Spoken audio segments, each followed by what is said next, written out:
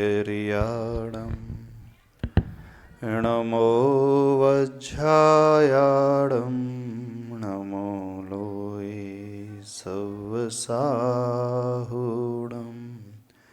पंच परमेष्टि भगवान की, संत श्रोमणी आचार्य भगवान गुरुदेव श्री विद्यासागर जी महाराज की, पूज्याचार्य श्री समय सागर जी महाराज की जय जय। बोलो निर्यापक्षवन युवा प्रणेता अध्यात्म योगी वीर सागर जी महाराज की जय।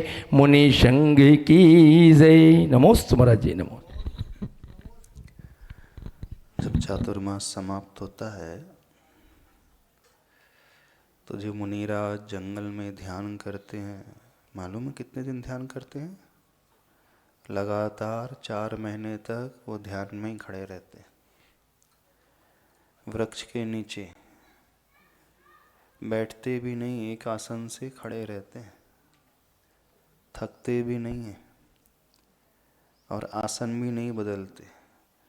शरीर पे छिपकली भी चढ़ जाए, सर्प भी आ जाए, बिच्छू भी आ जाए, तो अपना आसन नहीं बदलते। बाहुबली भगवान की मूर्ति देखी कैसी है? बाहुबली भगवान की मूर्ति बेल चढ़ी हुई है। बेल कैसे चढ़ जाती? बाहुबली भगवान 1 महीने, एक नहीं 1 वर्ष तक एक ही आसन पे खड़े रहे थे। जैसे कोई स्टैचू बना देता है, मूर्ति बना देता है, तो उस मूर्ति के ऊपर बेल चढ़ जाती है, छिपकली आ जाती है, सर्प चढ़ जाते हैं, क्योंकि उसमें कुछ मूवमेंट नहीं होता। स्टैचू जैसी होती है ना, स्ट्रेट खड़ी रहती है, ऐसे ही भगवान जब ध्यान में खड़े होते हैं अथवा मुनिराज जब ध्यान में खड़े होते हैं तो उनके शरीर में कुछ भी मूवमेंट नहीं होता है। कैसे खड़े हो जाते हैं? स्टैचू की भांति। तो ऐसे खड़े हो जाते हैं तो पशु पक्षी आते हैं, उन्हें लगता है ये कोई जीवित मनुष्य नहीं है बल्कि एक प्रतिमा है, मूर्ति है। इतने अच्छे से मजबूती से खड़े रहते हैं। ऐसी शक्ति उन्हें क्यों आ जाती है पता है आपको? उनके पास एक रिद्धि होती है, कायबल रिद्धि।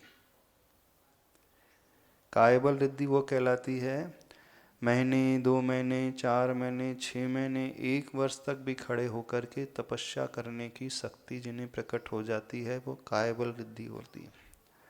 आप लोग कितनी देर तक जाप देख सकते हो एक आसन में बैठ करके?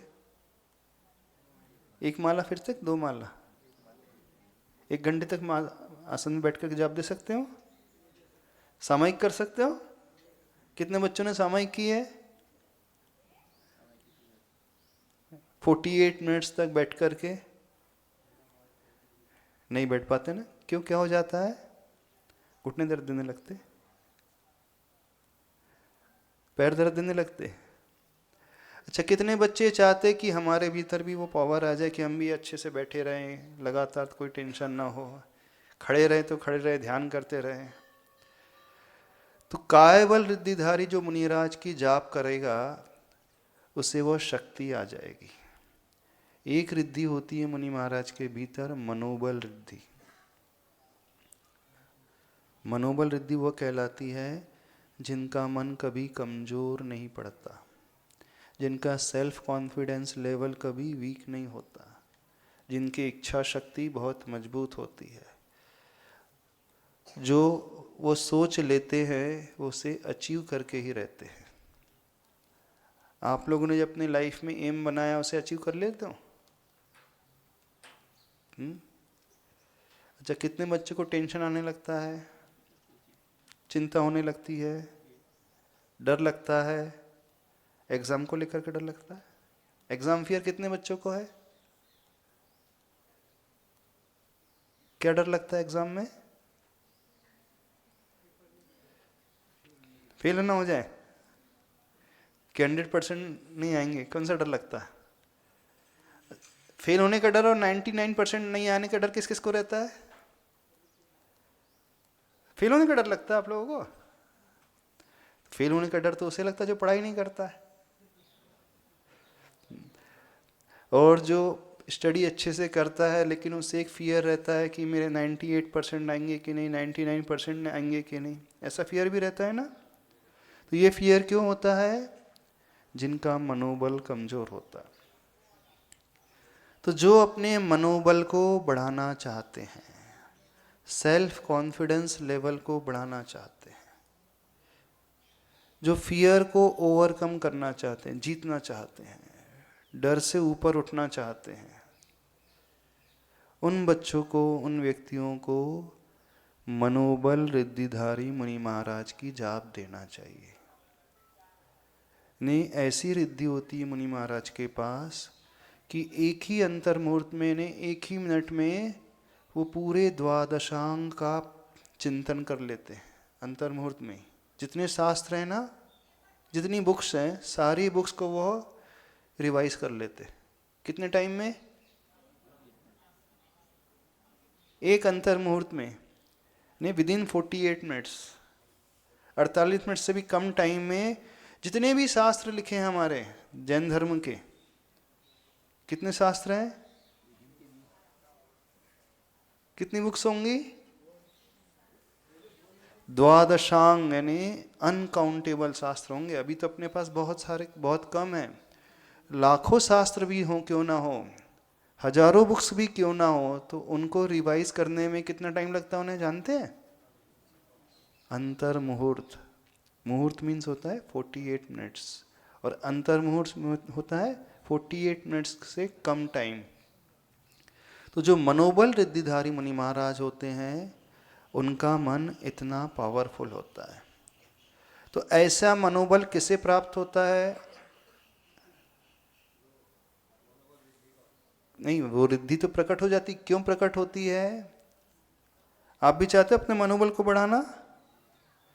तो मनोबल रिद्धि इसलिए प्रकट होती है, वे कभी अपने मन का दुरुपयोग नहीं करते हैं, यानी मन में जो है अशुभ विचार नहीं लाते हैं, मन में जो है नेगेटिव विचार नहीं लेकर के आते हैं, जो किसी का बुरा नहीं सोचते हैं, जो हमेशा दूसरों का अच्छा अच्छा सोचते हैं, जो दूसरे के कल्याण के बारे में सोचते हैं, दूसरों के दुख दर्द दूर करने के बारे में सोचते हैं, जिनके मन में ऐसे विचार आते हैं, जिनके मन में हमेशा क्षमा का विचार आता है, जिनके मन में हमेशा विनय का भाव पैदा होता है। क्षमा का अर्थ जानते हो क्या होता? क्षमा, फॉरगिवनेस। क्षमा का अर्थ क्या होता है? गुस्सा नहीं करना। कोई गुस्सा कर रहा हो तो उसे क्षमा कर देना, भूल जाना। तो जो हमेशा क्षमा का भाव लेकर के आते हैं, जो हमेशा रिस्पेक्ट करने का भाव लेकर के आते हैं, अपने जो बड़े होते हैं उनका रिस्पेक्ट का चिंतन करते हैं, और जो ये कभी ये नहीं प्लानिंग करते कि हम पेरेंट्स से झूठ कैसे बोलें, स्टडी नहीं की है। तो जो अच्छा अच्छा सोचते हैं और मंत्र के बारे में सोचते हैं, प्रभु के बारे में सोचते हैं, तो उनका मन हमेशा बहुत बढ़िया बना रहता है, फिर उनका मन कमजोर नहीं होगा। तो उन मुनि महाराज ने पूर्व में कैसी साधना की थी? अपने मन का हमेशा सदुपयोग किया था। सदुपयोग मीन्स अच्छा उपयोग। तो मन का रोल क्या होता है? आप सोचते हो ना, कुछ प्लानिंग करते हो कि नहीं? मन का रोल क्या होता है? सोचने के लिए और लर्न करने के लिए, समझने के लिए, टफ सब्जेक्ट्स, टफ क्वेश्चंस को सॉल्व करने के लिए। सब मन से होता है ना? किससे होता है? तो जो मन का सदुपयोग करते हैं, अर्थात मन में हमेशा पॉजिटिविटी के भाव लेकर के आते हैं, जिनके इमोशंस हमेशा अच्छे होते हैं। इमोशंस अच्छे होते हैं का अर्थ क्या हुआ?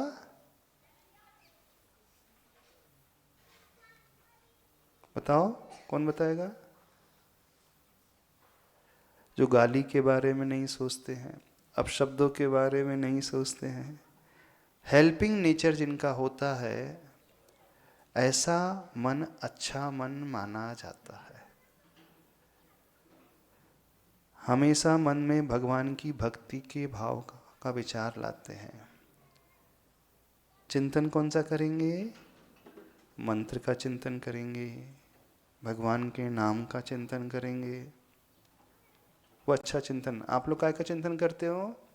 चॉकलेट का, बिस्किट का, फास्ट फूड का? कौन सी प्लानिंग करते हो? कोल्ड ड्रिंक की? यही करते हैं ना? अच्छा, हाँ, मोबाइल के ज़्यादा सोचते रहते।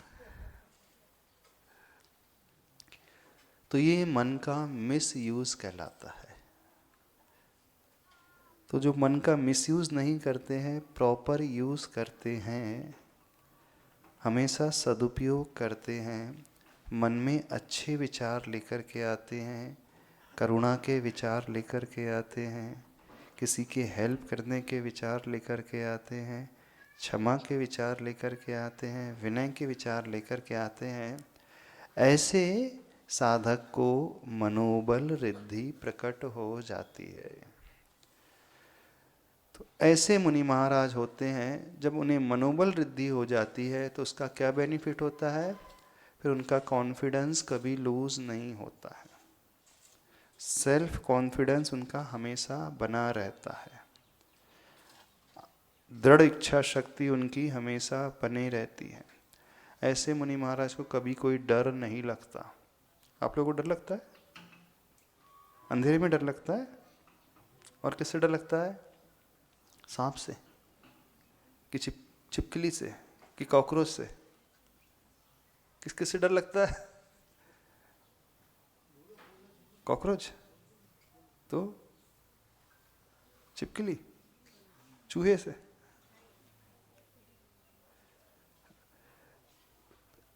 तो डरना बिल्कुल नहीं, बस ऐसे मुनि महाराज का ध्यान करना है। उन मुनि महाराज को याद करके मनोबल रिद्धिधारी मुनि की जाप देना है। तो उससे क्या फायदा होगा? हमारा मन मजबूत हो जाएगा। एक प्रेयर करते हैं ना, कुछ हो या ना हो, मेरा मन दुर्बल ना हो। प्रेम भाव से, क्षमा भाव से, समता में मेरा स्वभाव हो। अर्थात जो हमेशा प्रेम का भाव लेकर के आता है, दूसरों को लाइक करता है, हेट नहीं करता, द्वेष का भाव नहीं लेकर के आता है। तो ऐसे व्यक्ति के भीतर फिर समता का भाव आ जाता है। तो उनका मन बल जो है वह कभी टूटता नहीं है, उनका मनोबल हमेशा बढ़ते रहता है। और जिसका मनोबल मजबूत होता है वह व्यक्ति लाइफ में कुछ भी कर सकता है। जो उसका टारगेट है, हर टारगेट को वह अचीव कर सकता है। ऐसा व्यक्ति कभी फिर फेल नहीं होता, एग्ज़ाम में भी फेल नहीं होता और रियल लाइफ में भी कभी फेल नहीं होता। सक्सेस उसे हर फील्ड में मिलेगी, चाहे स्टडी कर रहा हो, एजुकेशन है उसमें भी सक्सेस मिलेगी, चाहे वो जॉब में वहाँ भी सक्सेस मिलेगी, चाहे वो बिजनेस में हो वहाँ भी सक्सेस मिलेगी। पर कंडीशन क्या होगी? मन दुर्बल ना हो, मन सबल हो, बल से सहित हो। तो अच्छे विचार लेकर के आना है, और जो अच्छे विचारों से भरे हुए होते हैं उन मुनिराज की भक्ति करना है। तो उन मुनि महाराज की भक्ति, उन मुनि महाराज की जब हम जाप देते हैं, उनका ध्यान करते हैं, उनका चिंतन करते हैं, तो हम बहुत जल्दी उस ऊर्जा को पाने लगते हैं, उस एनर्जी को अपने भीतर ग्रहण करने लगते हैं। तो ये कहलाता है मनोबल मजबूत होना। ऐसे मनोबल मजबूत जिनका हो जाता है, फिर उन्हें एंजाइटी भी नहीं होती है, टेंशन भी नहीं होता है, किसी प्रकार का कोई दुर्भाव भी नहीं होता है, किसी प्रकार का कोई फियर भी नहीं होता है। समझ में आ रहा है? नहीं समझ में आ रहा? तो कौन से मुनि महाराज की जाप दोगे? ओम ह्रीम, बोलो, मनोबल रिद्धि धारये नमः। कौन सा मंत्र हुआ? ओम ह्रीम मनोबल रिद्धि धारये नमः। ओम ह्रीम मनोबल रिद्धि धारये नमः। यानी इसका अर्थ क्या हुआ? जो मनोबल रिद्धि को धारण करते हैं उन मुनि महाराज को हम नमस्कार कर रहे हैं। जैसे हम नमस्कार करते हैं तो हमारा कषाय का भाव दूर हो जाता है, अहम का भाव दूर हो जाता है और उस एनर्जी को हम अपने भीतर पाने लगते हैं। जब इस मंत्र की जाप करेंगे तो किसकी पिक्चर का इमेजिनेशन करोगे? कौन से मुनि महाराज का? किसके दर्शन किए आपने? आचार्य के दर्शन किए ना? हाँ, तो आचार्य के चित्र को इमेजिन करते हुए फिर इस मंत्र की जाप करना है। आचार्य के चरणों को विजुलाइज करते हुए, विजुलाइज समझते हो? विजुलाइजेशन कर लेना, उनके चित्र, उनके चरणों के को अपने मानस पटल पर लेकर के आना, उनकी स्मृति करना। जैसे आचार्य के आपने जब दर्शन किए थे ना, अथवा फोटो फोटो लगी नहीं, लगी नहीं आचार्य की फोटो, तो दृष्टि कहाँ पर जाए? उनके चरणों की ओर। तो उनके चरणों की ओर दृष्टि लाते हुए आंख बंद करके भी दर्शन कर सकते हैं। आंख बंद करके दिखते हैं आचार्य दिखते हैं? सपने में दिखे कभी? किस किस को दिखे सपने में आचार्य? अच्छा, आचार्य के चरण किस किस को दिखे? जैसे हम कहें आपसे आंख बंद करके विजुलाइज करें आचार्य के चरणों को, तो कर लोगे? कैसे करोगे? पहले आचार्य की फोटो देख ली, फिर आंखें बंद की, फिर चरणों को विजुलाइज कर दिए। तो उनके चरणों को ध्यान में लाते हुए इस मंत्र की जाप करना। क्यों इस मंत्र की जाप करना? क्योंकि आचार्य भगवान मनोबल से बहुत पावरफुल थे। तो जो स्वयं मनोबल से पावरफुल होता है, उन मुनि महाराज का जब हम ध्यान करते हैं अथवा उन मुनि महाराज की हम जाप देते हैं तो हमारी निगेटिविटी अपने आप दूर होने लगेगी, हमारा चिंता का भाव अपने आप दूर होने लगेगा, फियर जो था अंदर वह दूर होने लगेगा और पॉजिटिव वाइब्रेशन हमारे भीतर पैदा होने लगेगी। सकारात्मक ऊर्जा जो है हमारे भीतर पैदा होने लगेगी। तो क्या? 3 तरीके से, मन से, वचन से, काय से। तो मन से आचार्य के चरणों को याद कराएं, वचन से कौन सा मंत्र कहें? ओम ह्रीम मनोबल रिद्धि धारये नमः। ये हो गया वचन से। और काय से कैसे? थोड़ा सा सिर को ऐसे झुकाते हुए।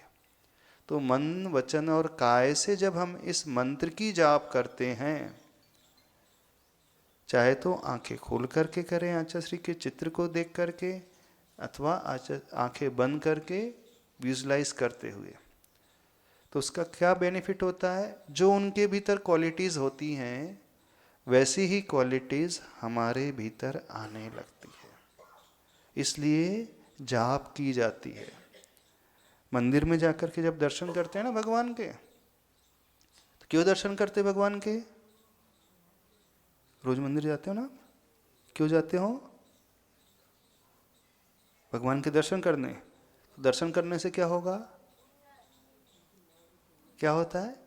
दर्शन करने से ये होता है, जब भगवान के चरणों को देख करके दर्शन करते हैं तो भगवान के भीतर जितने भी शक्ति है, एनर्जीज है, गुण हैं, जब हम झुकते हैं तो वह गुण हमारे भीतर आने लगते हैं। कैसे झुकते हैं?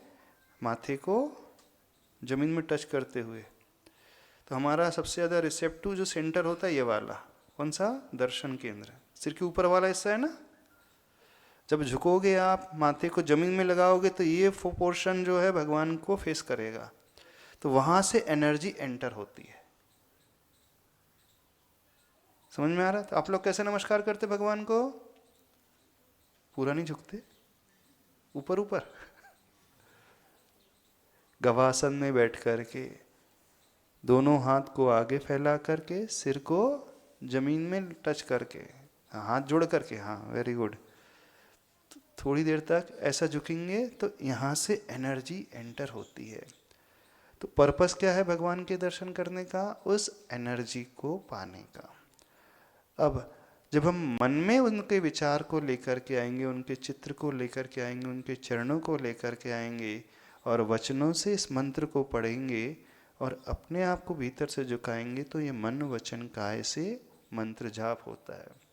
तो इस प्रकार की जाप करने से फिर वो एनर्जी हम तक आने लगती। और अच्छा तरीका, सामने दीपक जला करके शुद्ध घी का। घर में जब जाप करते हैं, अच्छा कितने लोग जाप करते हैं? घर में, मंदिर में?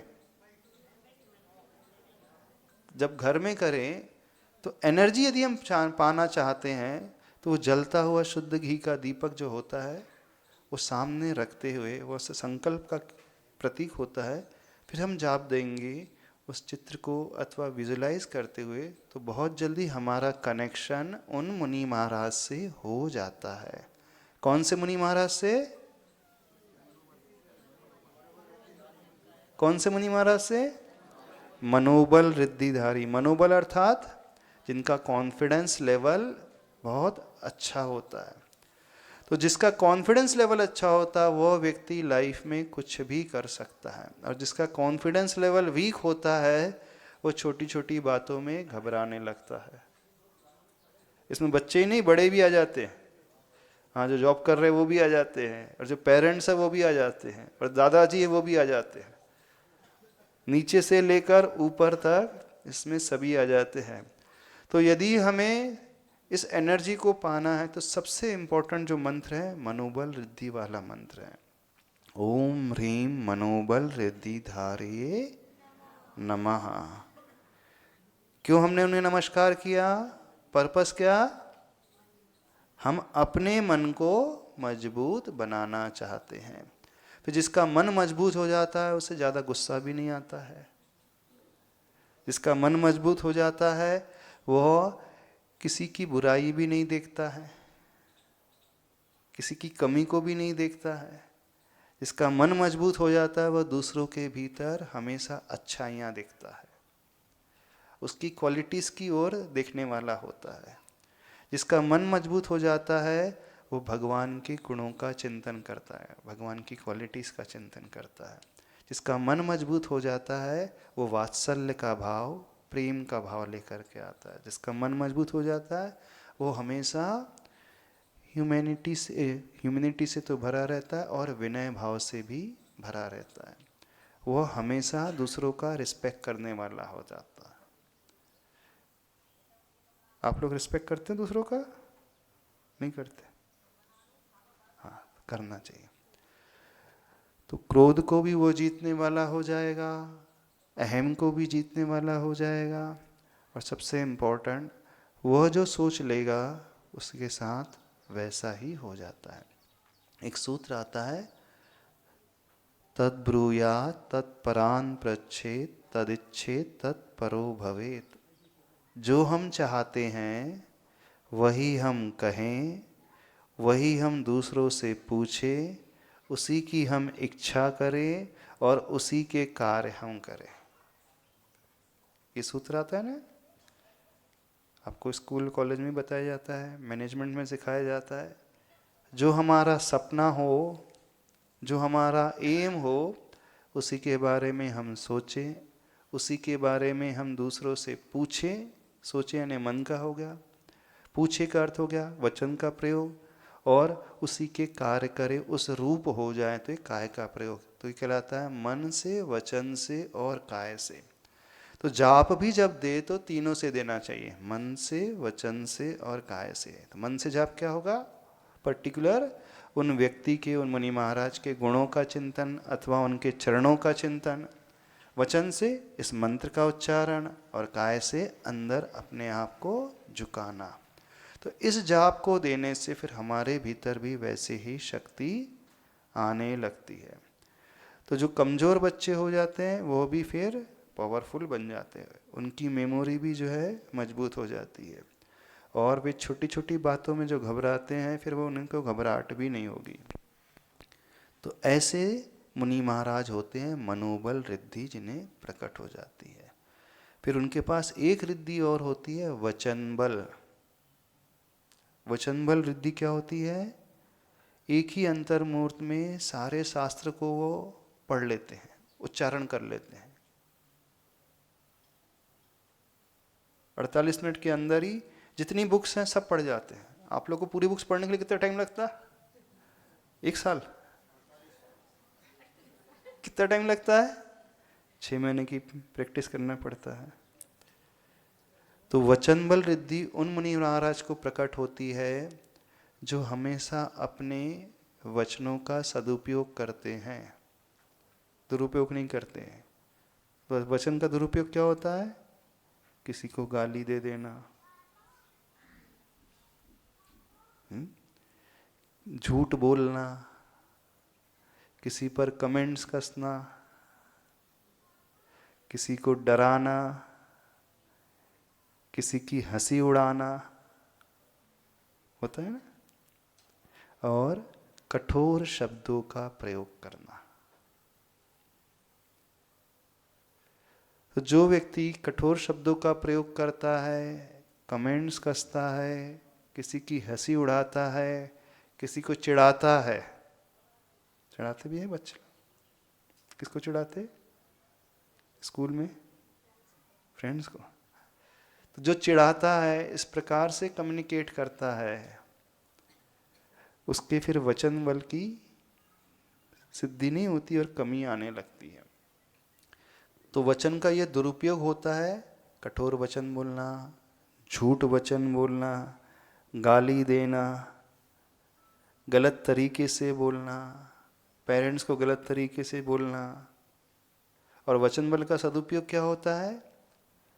इस मुख से नमोकार मंत्र का जाप देना, प्रभु की भक्ति पढ़ना, भक्तामर स्तोत्र का पाठ पढ़ना, कोई भक्ति गाना, प्रभु पतित पावन, अथवा 24 तीर्थंकर भगवान के नाम लेना। सदुपयोग क्या होता है? सदा सत्य बोलना और दूसरों की प्रशंसा करना, दूसरों को कॉम्प्लीमेंट्स देना, और अच्छे शब्दों के प्रयोग से रिस्पेक्ट देते हुए ऐसे शब्दों का प्रयोग करना, बहुत पोलाइटली बोलना। तो ये होता है वचन का सदुपयोग। तो जो मुनि महाराज ऐसे पूर्व अवस्था में हमेशा वचन का सदुपयोग करते थे, अर्थात मंत्र की जाप देते थे, जिनवाणी का पाठ करते थे, हमेशा सत्य बोलते थे और बहुत धीरे धीरे बोलते थे, जो किसी की हंसी उड़ाते नहीं थे, कठोर वचनों का प्रयोग नहीं करते थे, उन्हें जो है वचन बल रिद्धि हो जाती है। तो वचन बल रिद्धि होने का फल क्या होता है? एक ही अंतर्मुहूर्त में सारे शास्त्र को वो पढ़ लेते हैं। तो यदि हम अपने स्वर को अच्छा बनाना चाहते हैं, सुस्वर चाहते हैं, आप जैसा कहो दुनिया उसे लाइक करने लगे, ऐसा स्वर चाहते हैं, आप भजन गाओ तो सब पसंद करने लगे। जैसे सिंगर्स होते हैं ना, गायक होते हैं, उनका स्वर अच्छा होता है ना। तो अच्छा वचन किसे मिलता है? जो अपनी टंग का सदुपयोग करते हैं, अपनी शक्ति का सदुपयोग करते हैं, जिह्वा इंद्री का सदुपयोग करते हैं। इस जिह्वा से कुछ भी ऐसा वैसा भोजन नहीं करते। कौन सा? अभक्ष का जो भोजन नहीं करते हैं, फास्ट फूड नहीं खाते और जंक फूड नहीं खाते। खाते हो आप लोग? क्या क्या खाते हो? Momos, spring roll, hot dog, chowmein, pizza, burger, sandwich और पाव भाजी, पास्ता, है ना? तो जो इस प्रकार का फास्ट फूड खाता है वो अपनी जिह्वा इंद्री का मिसयूज करता है। क्यों? क्योंकि उसमें जीवों की हिंसा हो जाती है। तो जो अपनी जिह्वा से जीवों को बचाते हुए उसका प्रयोग करते हैं, रक्षा करते हो, किसी को मारेंगे नहीं, न शब्दों के माध्यम से न भोजन के माध्यम से, जो हिंसा नहीं करते हैं, ऐसा वचन का प्रयोग जो होता है वह सदुपयोग माना जाता है।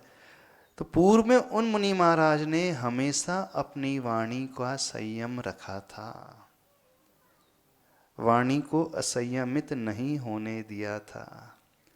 इस वाणी से, इन जिह्वा से हमेशा प्रभु का नाम लिया था, प्रभु की भक्ति कही थी, पूजा पढ़ी थी, स्तोत्र पढ़े थे, जिनवाणी को पढ़ा था और सदा सत्य कथन किया था, तो उन्हें वचन बल रिद्धि हो जाती है। अपने वचन को अच्छा बनाना चाहते हो तो ये 3 रिद्धियां हैं, मनोबल रिद्धि, वचन बल रिद्धि और काय बल रिद्धि। ये 3 रिद्धियां जिन मुनिराज को हो जाती है वे रिद्धिधारी मुनि महाराज माने जाते हैं। अभी इन 3 रिद्धि संपन्न मुनि महाराज की जो जाप देता है उसे वैसी ही क्वालिटीज प्राप्त होने लगती है। तो कायबल रिद्धिधारी मुनि महाराज की जाप देगा तो उसको इतनी शक्ति आ जाएगी शरीर में, वो उपवास भी करेगा तो थकेगा नहीं, वो ध्यान करने भी बैठेगा तो उनके घुटनों में दर्द नहीं होगा, सामयिक भी 1 घंटे की करेंगे तो उनका आसन ऐसे स्थिर लगा रहेगा।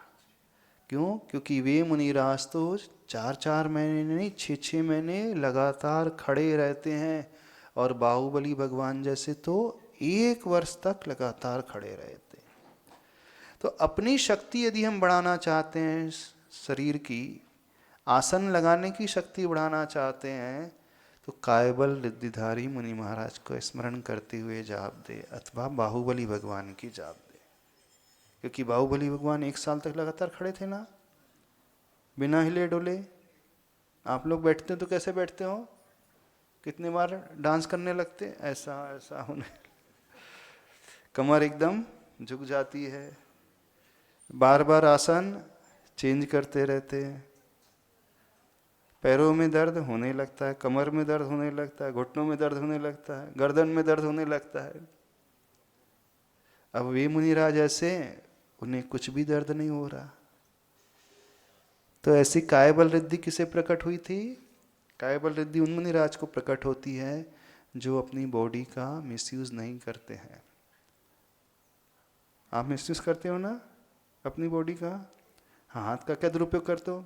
दूसरे को मारते हो तो मिसयूज हो गया। और इससे मोबाइल ज़्यादा यूज़ करते हो तो ये हाथ का मिसयूज हो गया। पैरों का मिसयूज क्या हुआ? मंदिर ना जा कर के कहाँ जाते रहते हो? पैरों से कितने जीवों की हिंसा करते हो? वे मुनिराज ऐसे थे, वे हमेशा देख करके चलते थे, जीवों को बचा करके चलते थे, जीवों की रक्षा करते हुए चलते थे। तो उन पैरों से वो कभी वो हिंसा नहीं करते थे। अब वो हाथों का प्रयोग कैसे करते थे? देख करके करते थे। आहार लेते थे तो कैसे? इष्णा समिति से शोधन करके। और आप लोग कैसे ले लेते हो? टीवी देखते हुए, मोबाइल देखते हुए। तो यहाँ हाथ का मिसयूज हो गया। ऐसे ही है ना? हाँ, वे मुनि महाराज हाथ से आशीर्वाद देते हैं, प्रभु के आगे हाथ जोड़ते हैं, और आप दूसरे को हाथ दिखाते हो। दिखाते हो कि नहीं? तो ये हो गया काय का मिसयूज, शरीर का मिसयूज। अर्थात इस शरीर से संसारी जीव हमेशा पाप की क्रियाएं ज़्यादा करता है, तो ये बॉडी का मिसयूज हो जाता है। उन मुनिराज ने उस बॉडी का हमेशा सदुपयोग किया है। सदुपयोग कैसे किया? जीवों की रक्षा की। देख कर के वो चलते थे, देख कर के वो बैठते थे, देख कर के वस्तु उठाते थे, किसी जीव को कोई घात ना हो जाए। तो उनके मन का भी सदुपयोग रहता था, वचन का भी सदुपयोग रहता था, और काय का भी। और आपका क्या रहता है? पूरा उल्टा रहता है। मन का भी दुरुपयोग, दूसरों के अहित के बारे में सोचोगे, दूसरों को गिराने के बारे में सोचोगे, दूसरों के लिए गाली देने के बारे में सोचोगे, झूठ की प्लानिंग बनाने के लिए सोचोगे। वचन का दुरुपयोग, अपशब्दों का प्रयोग, तो मुनि महाराज ने हमेशा वचन का सदुपयोग किया और अपने मन का भी सदुपयोग किया। तो यदि हम अब उस मानसिक शक्ति को चाहते हैं, वाचनिक शक्ति को चाहते हैं और फिजिकल शक्ति को चाहते हैं, शारीरिक शक्ति को चाहते हैं, तो हमें क्या करना चाहिए? 3 मंत्र की जाप देना चाहिए। ओम ह्रीम मनोबल रिद्धिधार्ये नमः। ओम ह्रीम वचन बल रिद्धिधार्ये नमः। ओम ह्रीम कायबल रिद्धिधार्ये नमः। याद हो गया सबको? कौन सा मंत्र है? ओम ह्रीम, हाँ, दूसरा मंत्र ओम ह्रीम वचन बल रिद्धिधार्ये नमः। तीसरा मंत्र ओम ह्रीम कायबल रिद्धिधार्ये नमः। पर विजुअलाइजेशन किसका करें? उन मुनि महाराज का। अब वो तो अभी हमें दिख नहीं रहे, तो फिर किसका करना है? आचार्य श्री का, आचार्य श्री के चरणों का, आचार्य श्री के हथेली का जिससे वो आशीर्वाद देते हैं, आचार्य श्री के मुख का जिनसे वो जिनवाणी का पाठ करते हैं, आचार्य श्री की दृष्टि का जिनसे वो जीवों को देख कर के चलते हैं, आचार्य श्री की पूरी ध्यानस्थ मुद्रा का जिनसे वो एक आसन में बैठ कर के सामायिक करते हैं। तो ऊपर से लेकर नीचे तक आचार्य श्री के हर अंगों पांगों को विजुलाइज करते हुए, उनके मन को विजुलाइज करते हुए, उनके वचन को विजुलाइज करते हुए, उनके चरणों को विजुलाइज करते हुए फिर इस मंत्र का जाप देंगे, तो हमारे भीतर भी वैसे ही शक्ति आने लगेगी। ठीक है? करोगे कि नहीं? तो जो बच्चे अच्छे बनना चाहते हैं, एग्ज़ाम में अच्छे मार्क्स लाना चाहते हैं, जो अपने मन को मजबूत बनाना चाहते हैं, जो ये चाहते हैं मेरा मन दुर्बल ना हो, तो क्या करे? वो मन का दुरुपयोग नहीं करे, वचन का नहीं करे, काय का नहीं करे, और 3 वृद्धिधारी जो मुनिराज हैं, इन मंत्रों से सहित उन मुनिराज को ध्यान में लाते हुए जाप देना है। और ज़्यादा जाप नहीं दे सकते, एक जाप अवश्य देना। ओम ह्रीम मनोबल रिद्धिधार्ये नमः। सोने के पूर्व में और सवेरे उठते ही। यदि 108 बार भी नहीं पढ़ सकते तो 27 बार अवश्य पढ़ लेना। नहीं तो 108 बार पढ़ोगे, पढ़ लो 108 बार, थक जाओगे। 27 टाइम्स पढ़ लोगे ना। आपको वो माला मिली थी ना चांदी की, संस्कार में मिली थी चांदी की माला, सब बच्चों को मिली थी। तो वो ही माला एक बार फिर ना, उसमें 27 मोती थे ना चांदी के। तो नहीं ज़्यादा 108 बार कर सकते तो 27 टाइम्स करना। और जो बड़े हैं वो तो अवश्य एक एक माला फेरा ही करें। जो भी हम चाहते हैं, मनोबल को मजबूत बनाना चाहते हैं, वचन बल को और काय बल को मजबूत बनाना चाहते हैं, क्योंकि इन मुनि महाराज की जाप देने से उन जैसी शक्ति हमारे भीतर भी आने लगती है। तो समझ में आया मनोबल कैसे बढ़ाना है? जाप दे करके। और कैसे बढ़ाना है? गलत नहीं सोचना। ठीक है? इतना ही रखें। बोले संत श्रोमणी आचार्य भगवान गुरुदेव श्री विद्यासागर जी महाराज की